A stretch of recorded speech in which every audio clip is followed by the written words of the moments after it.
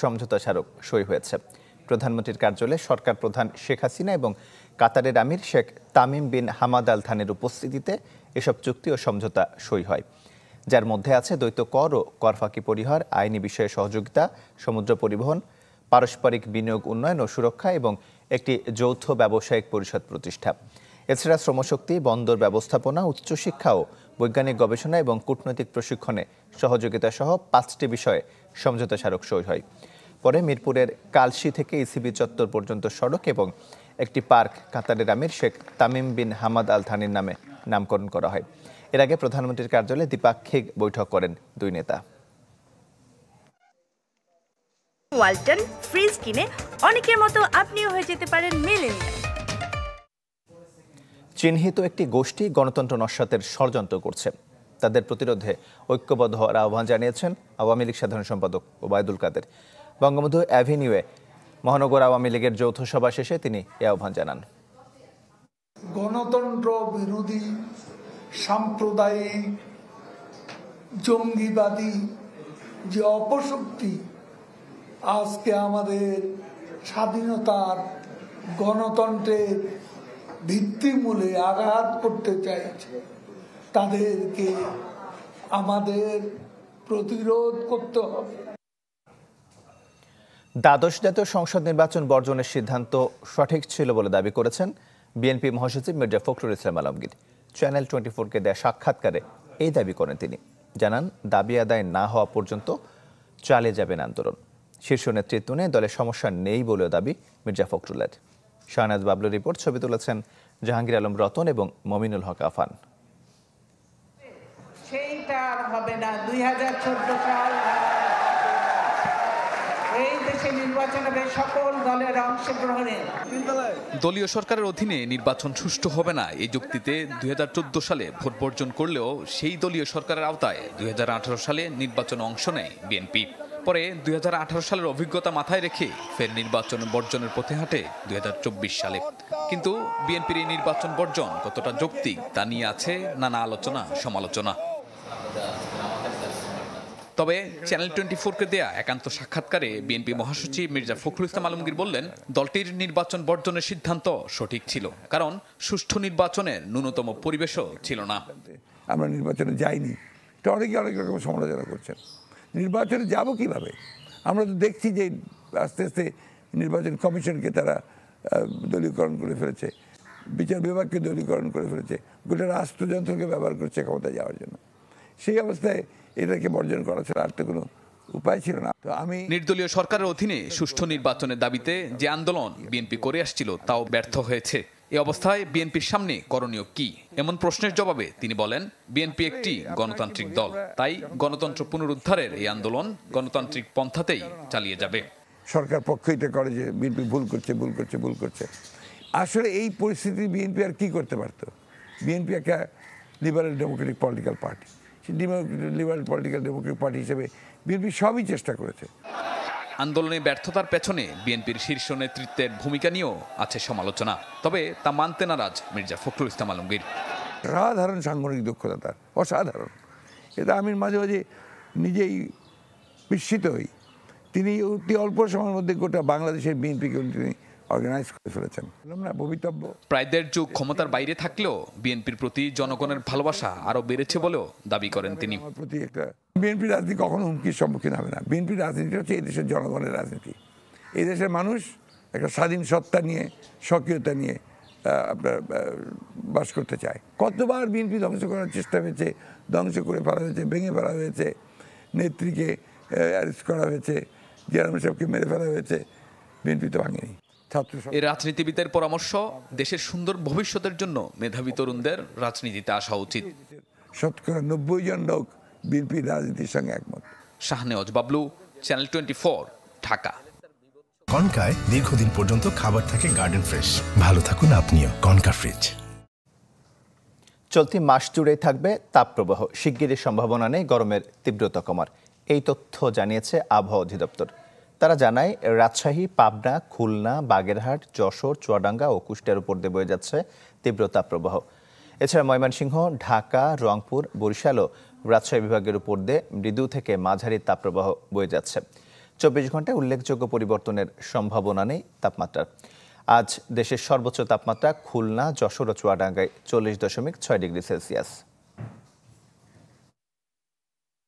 এখন পর্যন্ত আমরা যেটা দেখছি এই মাসে আসলে তাপপ্রবাহ কমার ওরকম কোনো সুখকর খবর আমরা দিতে পাচ্ছি না। আসলে তাপপ্রবাহ থাকবে, হয়তো এটা অতি তীব্র বা অতি তীব্র না হলে তীব্র মৃদু থেকে মাঝারি তাপপ্রবাহটা থাকবে। যেখানে যে অঞ্চলে বৃষ্টিপাত হবে সেখানে হয়তো কিছুটা প্রশমিত হবে, সাময়িক প্রশান্তি হেঁটে, তবে পুরোপুরি তাপপ্রবাহ যাওয়ার কোনো সম্ভাবনা এ মাসে দেখা যাচ্ছে না। আবহাওয়া পরিস্থিতির আরও খবর জানাতে চাই। বিষয় জানাতে রাজধানীর আগারগাঁও থেকে যুক্ত হচ্ছেন জুমাতুল বিদা এবং পাবনা থেকে যুক্ত হচ্ছেন শাহিন রহমান। প্রথমে চলে যেতে চাই জুমাতুল বিদার কাছে। বিদা, তমাল, ঠিক এই মুহূর্তে আমরা যে স্থানটিতে রয়েছি এখানে তাপমাত্রার যেই অনুভূতি সেটি আসলে সাধারণ মানুষের এমন পর্যায়ে গিয়ে দাঁড়িয়েছে যে সাধারণ মানুষ এখান থেকে আশপাশে থাকা যে শরবতের দোকান থেকে শুরু করে একটু ছায়া খুঁজে কিন্তু সেখানে কিছুটা বিশ্রাম নেওয়ার চেষ্টা করছেন এবং যারা পরিবহন শ্রমিক রয়েছেন তারাও কিন্তু চেষ্টা করছেন গাড়িটি এক সাইডে রেখে, এক পাশে রেখে ছায়া যেখানে আছে সেখানে কিছুটা বিশ্রাম নেয়ার। এবং আবহাওয়া অফিস যেহেতু কোনো সুখবর দেয়নি, এপ্রিল মাস জুড়ে অর্থাৎ এই যেই তাপপ্রবাহ চলছে এটি চলমান থাকার কথা তারা বলেছেন। এবং কালবৈশাখী ঝড়ের বিষয়ে যে কথাটি তারা বলেছেন যে এটি বিক্ষিপ্তভাবে দেশের বিভিন্ন জায়গায় হতে পারে, আবার যেখানে হবে সেখানে যে তাপমাত্রা কমে যাবে বিষয়টি তা না। যতক্ষণ কালবৈশাখী ঝড় হবে তখনই তাপমাত্রাটা কম অনুভূত হবে এবং ঝড়ের পরে অর্থাৎ বৃষ্টিপাতের পরে কিন্তু আবার সেই ভ্যাপসা গরম কিন্তু চারিদিকে থাকবে। এবং যেহেতু দক্ষিণে রয়েছে জলীয় বাষ্পের পরিমাণও বেশি, যার কারণে সাধারণ মানুষের গরমের অনুভূতিটুকু একেবারে চরম পর্যায়ে গিয়ে দাঁড়িয়েছে। আমরা সাধারণ মানুষের সাথে কথা বলেছি, তারা বলেছেন ঠিক এই মৌসুমে এসে এই পরিস্থিতিতে অসুস্থ হয়ে পড়েছে পরিবারের বয়োজ্যেষ্ঠ এবং একেবারে তরুণ অর্থাৎ কনিষ্ঠ জনেরা, শিশুরা, এবং তাদেরকে নিয়ে অতি জরুরি কাজে বের হয়েও কিন্তু বিপাকে পড়ছেন পরিবারের সদস্যরা। কোনোভাবেই আসলে এই গরমের সাথে খাপ খাইয়ে নিতে পারছেন না। বারবার পানি পান করার কথা চিকিৎসকের পরামর্শ আসলে বারবার দেওয়া হচ্ছে, কিন্তু এরপরও যারা জটিল রোগে আক্রান্ত রয়েছেন, যাদের ডায়ালিসিস থেকে শুরু করে বিভিন্ন ধরনের জটিল রোগ এবং পরিষেবা প্রত্যেক দিনই আসলে নিতে হচ্ছে, তারাও কিন্তু বিপাকে পড়ছেন, কারণ চাইলেই তারা বাড়তি পানি পান করতে পারছেন না। আর যারা এই সড়কে কাজ করছেন তারাও আসলে পানি পান করে কতটুকু রেহাই পাচ্ছেন, একটু ছায়ার খোঁজে বারবার বিশ্রামের চেষ্টা কিন্তু তারা করে যাচ্ছেন। এবং এই তাপপ্রবাহের মধ্য এই যেই পরিস্থিতি সেটি যেহেতু অব্যাহত আরও কয়েকদিন থাকবে, এটি জেনেও কিন্তু সাধারণ মানুষের মধ্যে একটি আতঙ্ক কাজ করছে। এই ছিল তমাল আমার কাছে আগারগাঁও থেকে। বিদায়, আপনাকে ধন্যবাদ। রাজধানীর আগারগাঁও থেকে আমাদের সঙ্গে যুক্ত হয়েছিলেন জুমাতুল বিদা। একটা বিরতি নিচ্ছি, ফিরছি একটু পরে।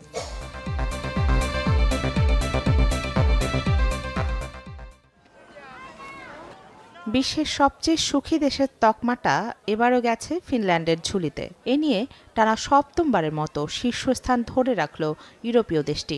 20 মার্চ বিশ্ব সুখ দিবস উপলক্ষে এবছরের ওয়ার্ল্ড হ্যাপিনেস রিপোর্ট প্রকাশ করেছে জাতিসংঘ।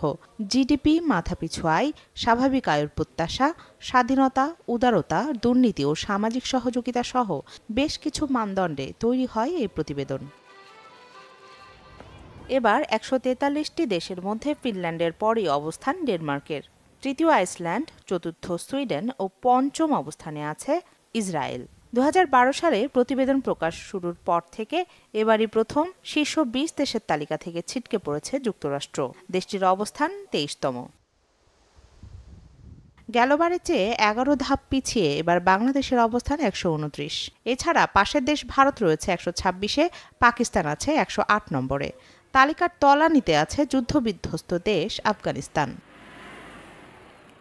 তবে প্রশ্ন হলো, এত যুদ্ধবিগ্রহ, অর্থনৈতিক মন্দা ও সংঘাতময় বিশ্বে কিভাবে টানা 7 বার শীর্ষস্থান দখল করে আছে ফিনল্যান্ড?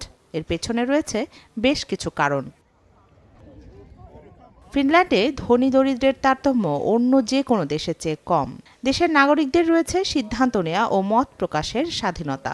এখানে দুর্নীতির হারও খুব কম। এছাড়া ফিনিশদের একে অপরকে সাহায্য করার প্রবণতাও অন্য দেশের চেয়ে বেশি। এখানকার শিক্ষার্থীরা প্রতিদিন অন্তত 3 জনকে সাহায্য করে থাকে। এছাড়া একতাবদ্ধ হয়ে কাজ করার মানসিকতাও রয়েছে ফিনিশদের। দেশটির নাগরিক সুবিধাও বেশ সন্তোষজনক। রয়েছে ভালো মানের চিকিৎসা সেবা, পরিবহন ব্যবস্থা অনেক বেশি নির্ভরযোগ্য ও সস্তা। রাখি জেসমিন, চ্যানেল 24। বিশ্বের সবচেয়ে সুখী দেশের তকমাটা এবারও গেছে ফিনল্যান্ডের ঝুলিতে। এ নিয়ে টানা সপ্তমবারের মতো শীর্ষস্থান ধরে রাখল ইউরোপীয় দেশটি। 20 মার্চ বিশ্ব সুখ দিবস উপলক্ষে এবছরের ওয়ার্ল্ড হ্যাপিনেস রিপোর্ট প্রকাশ করেছে জাতিসংঘ।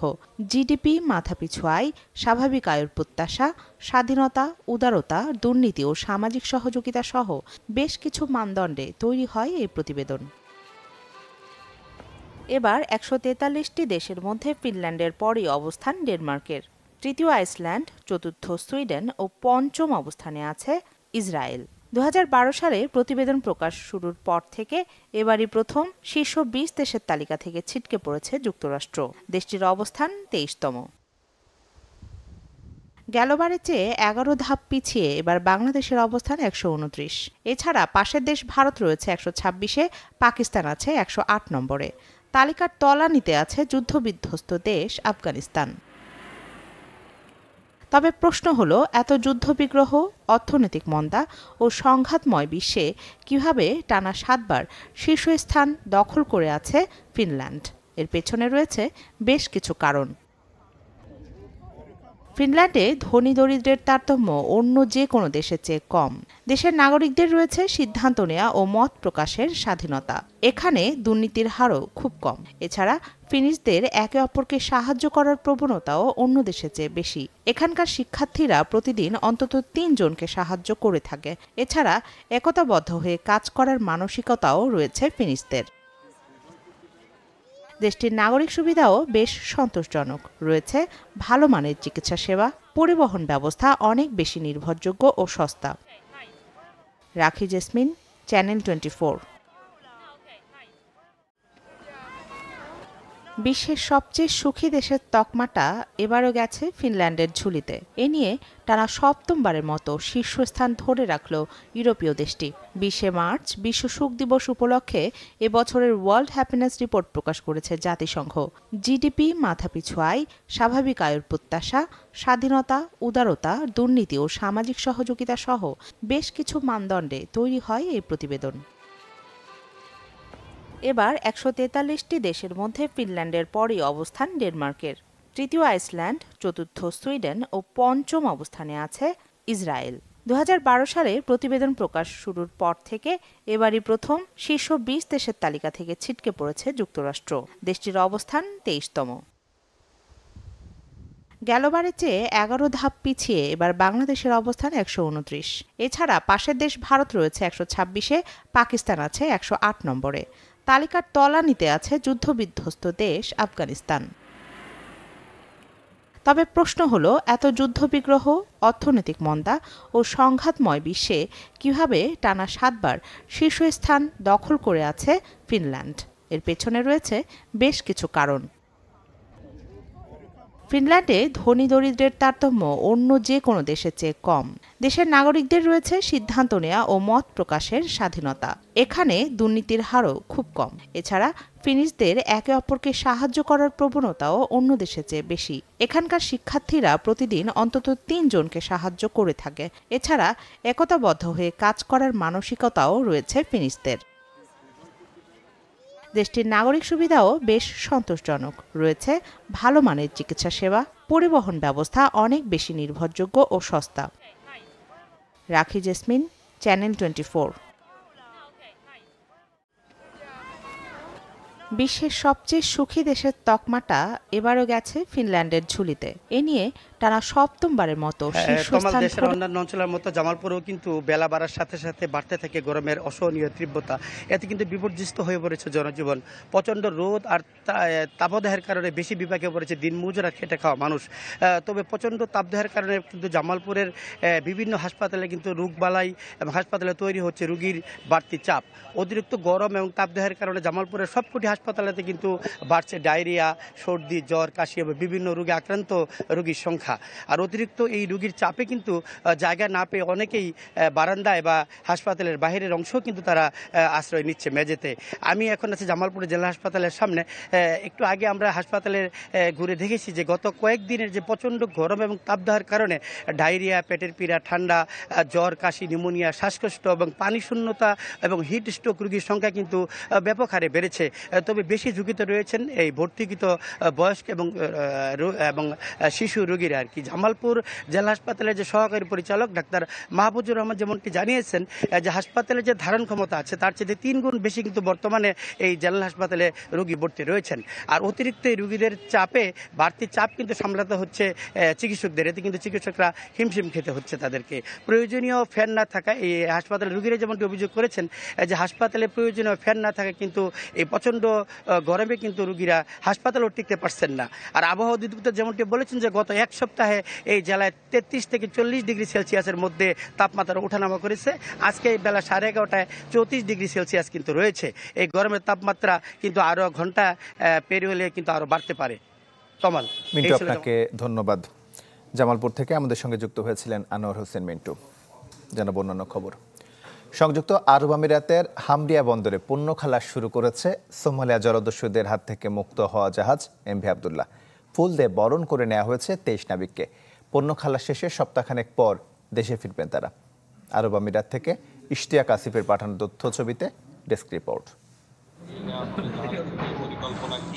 সোমালিয়া জলদস্যুদের জিম্মি দশা থেকে মুক্ত 23 নাবিককে নিয়ে দুবাইয়ের পাশের শহর শারজার হামরিয়া বন্দরে পৌঁছায় এমভি আবদুল্লাহ। বন্দরে তাদের স্বাগত জানান আরব আমিরাতের রাষ্ট্রদূত সহ মালিকপক্ষ। কেএসআরএম গ্রুপের উপব্যবস্থাপনা পরিচালক শাহরিয়ার জাহান জানান, বাংলাদেশ সময় সোমবার দুপুরে জাহাজটি জেটিতে আসার কথা থাকলেও বন্দরে জায়গা না থাকায় দেরি হয়। জাহাজটি উদ্ধারে তো আসলে একটা লম্বা প্রসিজিয়ার, এটা আমরা অলরেডি এক্সপ্লেইন করেছি। এখানে বিভিন্ন সংস্থা, বিভিন্ন বডিজরা ইনভলভ হয়ে এটাকে নেগোসিয়েশনের মাধ্যমে আপনার তাদেরকে ছাড়িয়ে আনার ব্যবস্থা করেছে। আপনার এই ধরনের মানে ঘটনা যাতে ভবিষ্যতে না ঘটে সেটার জন্য অনেক রকম প্রসিজিয়ার আছে, আপনার অনেক রকম নীতিমালা ইম্পোজ করা হয়েছে। হাই রিস্ক এরিয়াটাকে আরো এক্সটেন্ডেড ভাবে ধরা হচ্ছে। আমরা এখন হাই রিস্ক এরিয়ার কভারেজটা আরো বাড়িয়েছি। জাহাজে থাকা 23 নাবিক সম্পূর্ণ সুস্থ আছেন। শিগগিরই দেশে ফেরার অপেক্ষায় তারা। আজকে আমরা সবাই আনন্দিত, খুশি। আল্লাহর অশেষ রহমতে আমরা সুস্থ এবং অক্ষতভাবে আমাদের ডেস্টিনেশন কাবজা করে আসছি। আমি সবাই কাছে গর্ব এবং গর্বিত যারা